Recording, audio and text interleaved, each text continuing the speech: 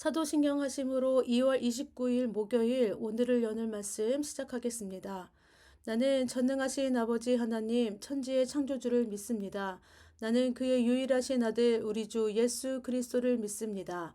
그는 성령으로 잉태되어 동정녀 마리아에게서 나시고 본디오 빌라도에게 고난을 받아 십자가에 못 박혀 죽으시고 장사된 지 사흘 만에 죽은 자 가운데서 다시 살아나셨으며 하늘에 오르시어 전능하신 아버지 하나님 우편에 앉아 계시다가 거기로부터 살아있는 자와 죽은 자를 심판하러 오십니다.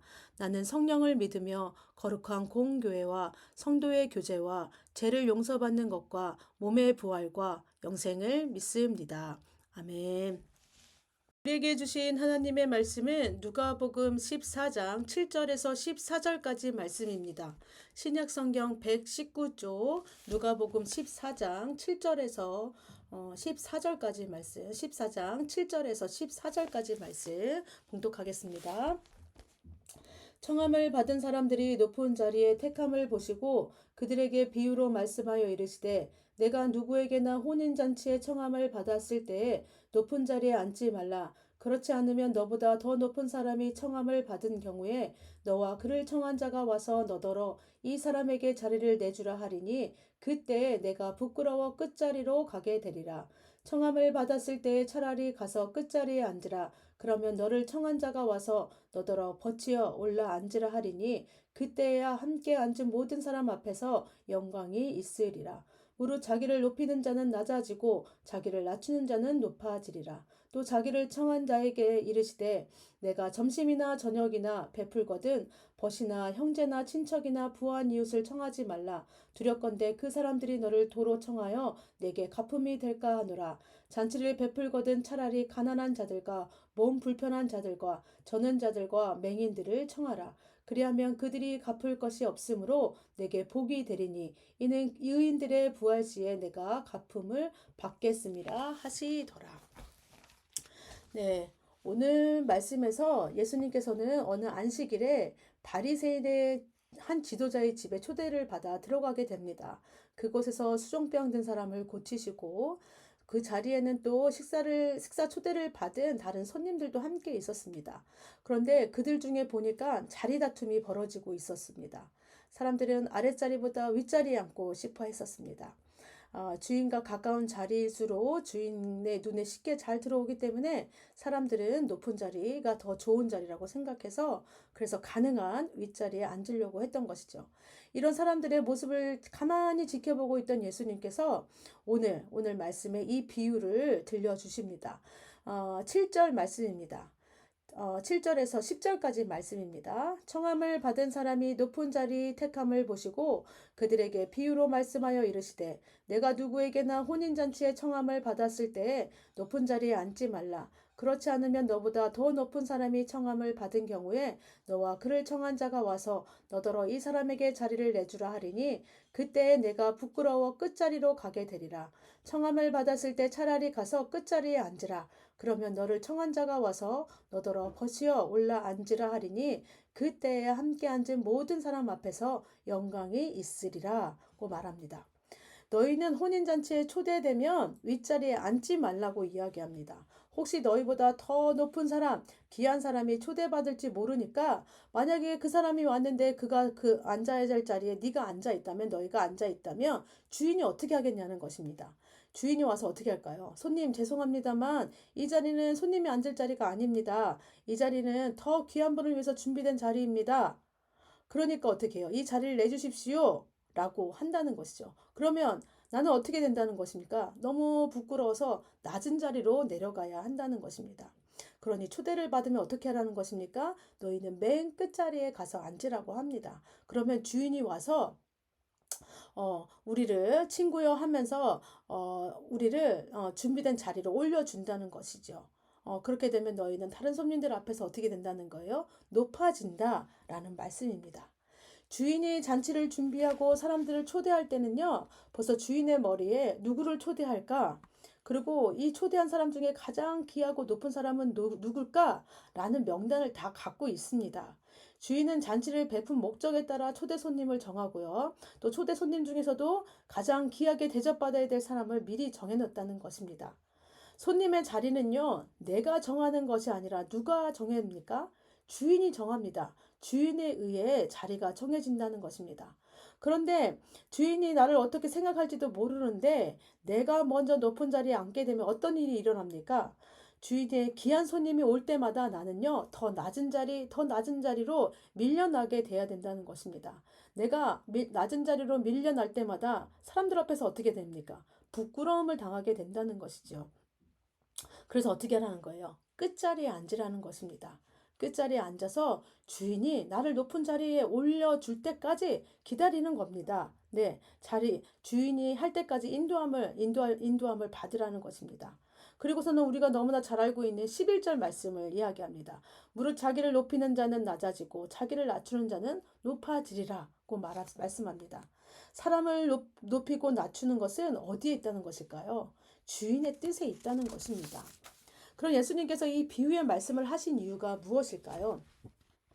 높은 자리에 앉으려는 교만한 마음을 버리고 겸손한 마음으로 낮은 자리에 앉아야 한다는 것을 강조하려고 하는 것도 있지만 그것보다는요, 오늘 말씀에서는요, 우리의 주인이, 이 잔치의 주인이 누구인가를 지금 말씀하고 있습니다. 이 혼인잔치는요, 주인의 계획에 따라 행해졌습니다.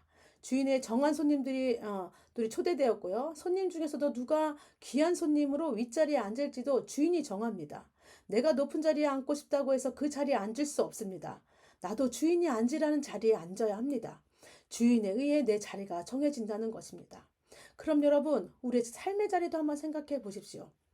지금 나의 가정, 직장, 그리고 교회, 우리 공동체에 의해서 각자가 속한 공동체가 있습니다. 그 자리에 우리 각자의 자리가 있습니다. 누가 이 자리를 허락했습니까? 이 자리가 높은 자리든 낮은 자리든 어떤 자리든 간에 하나님께서 허락해 주셨습니다. 그래서 우리에게 내가 어느 자리에 있는 것보다 더 중요한 것은 뭐냐면 이 자리를 허락해 주신 분이 누구인가라는 것입니다. 이 자리를 누가 허락해 주셨다고요? 하나님께서 허락해 주셨습니다. 그래서요, 우리는 이 자리의 높음과 낮음을 생각하면서 있는 것이 아니라 어떻게 해요? 이 자리를 있게 하신 하나님께서 이 자리를 있게 하셨다는 것을 기억해야 된다는 것입니다. 결국 뭐예요? 우리의 삶의 주인이 하나님 되신다는 것을 우리가 깨닫고 인정해야 된다는 것입니다. 우리 삶의 시작부터 지금까지 하나님의 인도하심대로 하나님이 주인이 되어서 우리를 인도하셨다는 것을 우리가 알아야 한다는 것입니다. 그럼 여러분, 하나님은 내 삶의 주인으로 모신 사람들의 삶은 어떠해야 될까요? 내 생각, 내 감정, 내 유익이 아니라 하나님의 생각, 하나님의 뜻이 어디에 있는지 알아야 합니다. 그래서 여러분, 우리는 끊임없이 내 삶의 주인이 되신 하나님을 모셔드려야 합니다. 하나님을 내 삶에 계속 모시다 보면 어떤 일이 일어날까요? 하나님의 뜻을 아는 사람이 되게 됩니다. 내가 하나님의 형상이라는 사실을 이제 깨닫게 된다는 것입니다. 그래서요, 내 마음을 다른 곳에 빼앗기고 사는 것이 아니라 하나님만 바라보면서 살아갈 수 있다는 것입니다. 우리의 높음은 세상에서 사람들이 인정해주고 칭찬해주는 자리가 아니라 하나님께서 인정해주고 칭찬해주시는 자리여야 합니다. 사람을 바라보는 것이 아니라 하나님 바라보면서 하나님의 인도함 따라 살아가는 우리가 되어야 한다는 것입니다. 우리 삶의 주인이 하나님이심을 잊지 않는 여러분들 다 되시기 바랍니다.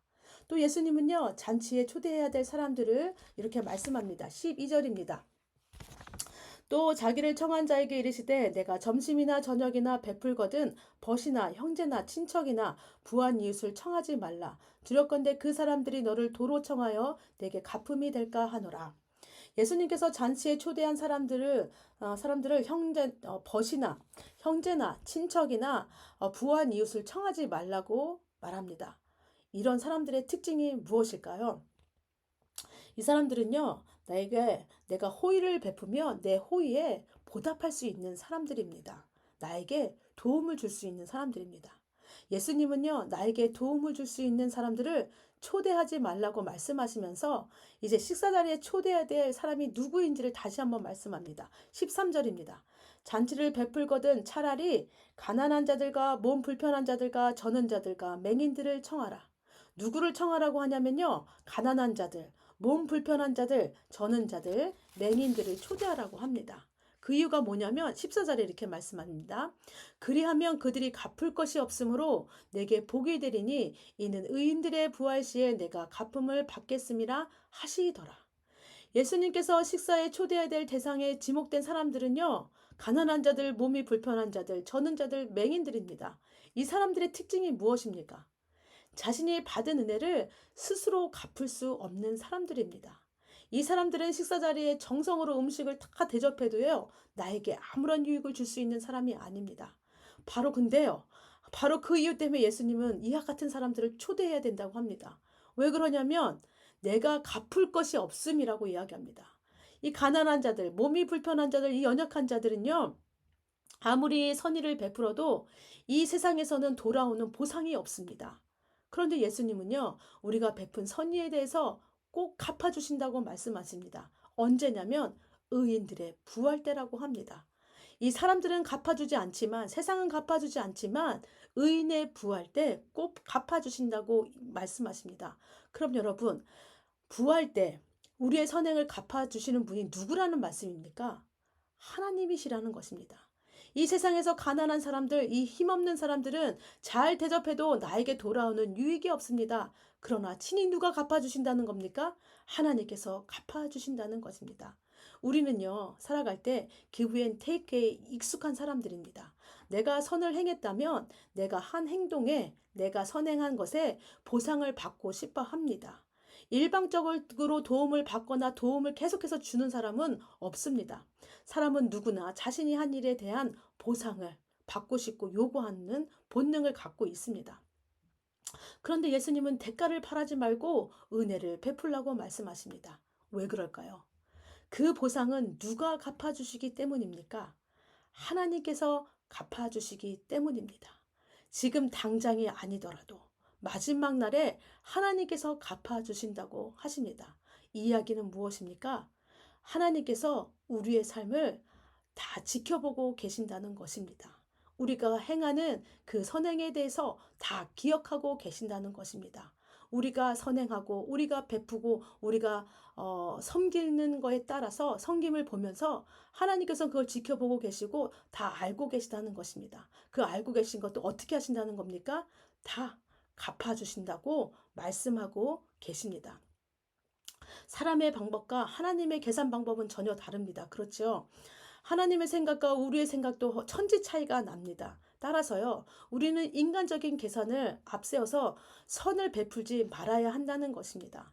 또한 우리가 보상을 바라면서 선을 행하지 말아야 되는 가장 중요한 이유는 뭐냐면, 바로 우리는 이미 우리의 선행에 앞서서 죽을 수밖에 없는 죄인이었습니다. 죽을 수밖에 없는 죄인이었음에도 예수 그리스도의 십자가의 은혜로 구원을 받았습니다. 우리가 한 게 있습니까? 우리가 스스로 갚을 수 있는 게 있습니까? 이 은혜를 갚을 수 있는 게 있습니까? 아무것도 없습니다. 이 은혜를 갚을 능력은 아무도 없다는 것입니다. 그런데도 어떻게 하셨다는 것입니까? 일이 초라하고 보잘것없지만 하나님께서 우리를 하나님의 은혜로 하나님 나라에 초대되었고요. 하나님의 자녀로 사는 그 은혜를 지금도 주고 계시다는 것입니다. 우리가 자격이 있어서 우리가 이 은혜를 갚을 수 있는 능력이 있어서가 아니라 하나님의 은혜로 예수 그리스도의 십자가의 사랑으로 우리가 이 은혜를 받아 누리고 있다는 것입니다. 그렇다면 여러분, 우리가 대가를 바라고 사람을 섬기는 것이 아니라 주님께서 주신 그 은혜에 감사해서 우리가 받은 은혜를 나누어 주는 우리가 되어야 한다는 것입니다. 예수님께서 아무런 보상도 원하지 않고 우리에게 베풀어 주신 그 은혜 때문에 우리도 어떻게 된다는 것입니까? 예수님을 따라 예수님께서 행하셨던 것처럼 우리의 섬김도 예수님의 섬김을 닮아가야 한다고 지금 말씀하고 있습니다. 예, 오늘 하루 보내시면서 우리도 예수님의 은혜를 깊게 생각하면서 아무것도 이 죄인일 수밖에 없고 죽을 수밖에 없는 이 죄인, 하나님께 갚을 능력이 아무것도 없음에도 불구하고 나를 자녀 삼아 주신 그 은혜를 기억하면서 우리가 보상을 바라는 것이 아니라 그 은혜 때문에 그 은혜 감사해서 우리도 나누고 베풀 수 있는 오늘 하루 보낼 수 있는 여러분들 다 되시기 바랍니다. 네, 이 시간 우리 함께 기도하겠습니다. 기도하실 때, 말씀을 위해 기도하실 때, 내 삶의 주인 되신 하나님을 항상 내 삶에 모시고 살며 하나님의 인도함을 받는 우리가 되게 하여 주시옵소서. 또 예수님께서 자신을 낮춰주시고 자기 십자가에서 돌아가심으로 우리를 구원해 주신 것처럼 우리도 대가 없이 내가 속한 공동체의 사람들을 사랑하고 섬기게 하여 주시옵소서라고 기도해 주시기 바랍니다. 가정을 위해 기도하실 때는 이 사순절 기간 동안 예수 그리스도의 사랑을 잘 깨달아 예수님의 섬김을 닮아가는 아무런 대가 없이 예수님의 섬김을 닮아가는 우리 가족이 되게 하여 주시옵소서라고 기도해 주시기 바랍니다. 교회를 위해 기도하실 때는요, 오늘부터 토요일까지 또 청소년팀 겨울 캠프가 진행이 됩니다. 또 진행하시는 우리 이경 목사님, 팀장님이신 임경훈 안수집사님, 유선아 사모님, 유현주 집사님, 변주희 사모님, 교사들을 위해서 함께 기도해 주시고 또 우리 아이들을 위해서, 우리 청소년을 위해서 함께 기도해 주시기 바랍니다. 한 명도 빠짐없이 함께 참여해서 모세오경을 읽어가면서 하나님의 말씀을 잘 깨닫는 시간이 되게 하시고 또 이 시간이 지루한 시간이 아니라 말씀을 깨닫는 기쁨이 넘치는 시간이 되게 해달라고 기도해 주시기 바랍니다. 또 안전사고 나지 않도록 오고 가는 길을 위해서도 또 기도해 주시기 바랍니다. 또 나라를 위해 기도하실 때는 또 4월 10일에 있을 총선을 위해서 우리가 더 마음을 하나 합하여서 기도하기를 원합니다. 하나님의 일꾼 나라와 국민을 위해서 일할 수 있는 그런 일꾼이 뽑힐 수 있게 하여 주시옵소서. 우리에게 우리의 이익이나 우리의 생각과 또 내가 지지하는 당에 의해서 내가 일꾼을 뽑는 것이 아니라 하나님의 마음을 가진 자, 하나님의 생각이 어디에 있는 뜻이 어디에 있는지 물으면서 우리도 그렇게 투표를 준비해 나갈 수 있는 그런 시간이 되었으면 좋겠습니다. 또 의대 증원으로 인해서 의사와 또 정부 간의 갈등이 있습니다. 하나님 이 갈등이 평화롭게 잘 해결되게 하시고 또 아픈 환자들 또 치료를 받아야 되는 환자들이 더 이상 불이익 당하지 않도록 또 힘든 일 당하지 않도록 하나님께서 인도하여 주시옵소서라고 기도해 주시기 바랍니다. 오늘 공동체 기도는 유이현 어린이입니다. 개인의 기도 제목입니다. 매일매일 감사와 기쁨이 가득한 생활이 되게 해주세요. 예수님 더 많이 알아가고 사랑하는 사람 되게 해주세요. 가정을 위한 기도 제목입니다. 누나랑 사이좋게 지내고 아빠랑 주일에 예배같이 드리게 해주세요. 학교를 위한 기도 제목입니다. 아침에 학교 갈 때 짜증 부리지 않게 해주시고 학교 가서도 친구들과 사이좋게 잘 지내게 해주세요.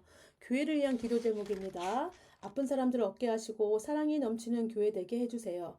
사회와 나라 온 세계를 위한 기도 제목입니다. 전쟁이 없게 하시고 전쟁으로 인해 몸과 마음에 상처받은 사람들 예수님 사랑으로 치유해 주세요. 또 예수님 모르는 친구들이 예수님 사랑을 알게 해주세요. 라는 기도 제목을 갖고 있습니다. 우리 이연이가 또 주님 안에서 또 건강하고 또 씩씩하고 또 밝게 지금 잘 자라고 있습니다. 또 주님 사랑 안에서 앞으로도 더 믿음의 어린이로 사랑받는 어린이로 자랄 수 있도록 기도해 주시기 바랍니다. 또 생각나시는 분들 있으면 또 기도 제목 생각나시는 분들 있으면 기도해 주시고요. 또 각자의 개인 기도 있으면 기도하신 후에 모든 거 기도하신 후에 주기도문 하심으로 모든 순서 마치겠습니다.